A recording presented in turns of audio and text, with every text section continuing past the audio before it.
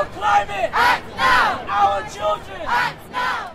Ahead of the crucial climate summit in Copenhagen, 40,000 people took to the streets of London for the wave, calling on world leaders to take concrete action to reduce carbon dioxide emissions and to help developing countries adapt to change that is already happening.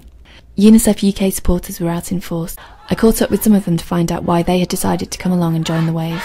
Our climate! Act now! Our children! Act now! Our climate! Act now! My name is Martin Lane.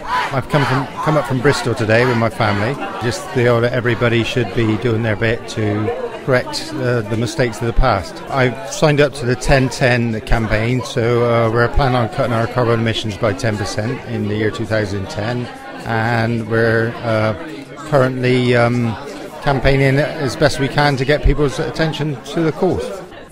My name's Alex. I just thought it was important to come and make a difference, just show that we care rather than just sit at home and do nothing. I'm Ellie. I've come from Brighton. I thought it was important to make a difference, and it would be quite a good thing to get into because I haven't done any marches or anything before. I'm Irene Carter. Climate change is something that affects us all, and a group from our church feel very involved with the cause, so we all decided to come today. We got here on a special wave train that came all the way from Plymouth. There was a whole more carriage than was expected of people, so we were very crowded, but it was great fun. I have a little wave painted on my face, so that is an emblem of my feeling towards climate change. I'm Laura Balance. I'm president of Manchester On Campus Group, and it's just given me an amazing opportunity to work with UNICEF and find out more about them. We just had so much interest around the Copenhagen March, and just everyone wanted to do it, so we were like, oh well, okay, well, we'll come down and take part. Yeah, my name is Juana Bradolet. I'm here to raise awareness about climate change and that everyone should, take measures against it. I joined the UNICEF on Campus Society at the University of Manchester, and they've organised this whole trip here and everything. I'm Nathan Akust.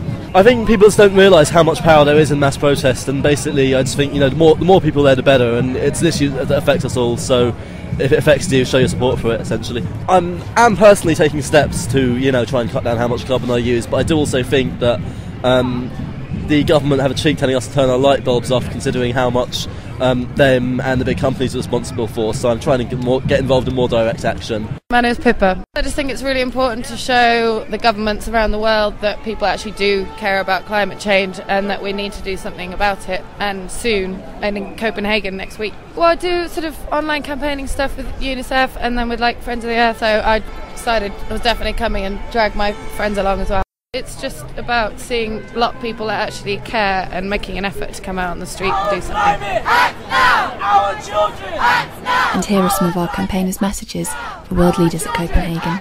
Just don't be stubborn in your ways, just be open to it and just make an agreement. We can do it now. They should act sooner because they keep saying they'll put it off, but it's starting to get too late. My message particularly would be to the leaders who are feeling they have to support perhaps the stronger leaders of the world. Perhaps they have to follow a certain way to help perhaps the richer countries, when actually we should be thinking most about the developing countries. And my message would be not to back down and not to be a coward about this issue.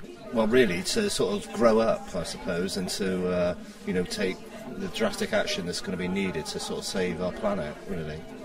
Grasp the nettle, do something, and we'll all follow. Act now. As far as leaders that don't care about the climate change issue, you're going to be affected by it just as much as everyone else, and if you don't act, it's your countrymen and your children that are going to bear the brunt of it. They need to put their money where their mouth is, that they need to not only use existing funds that they're using for developing countries, but they need to find new money. Take a look around and work out what's going on. They should actually listen to the people. Now we're here. Climate change is already denying children their rights to health, education, protection, even survival.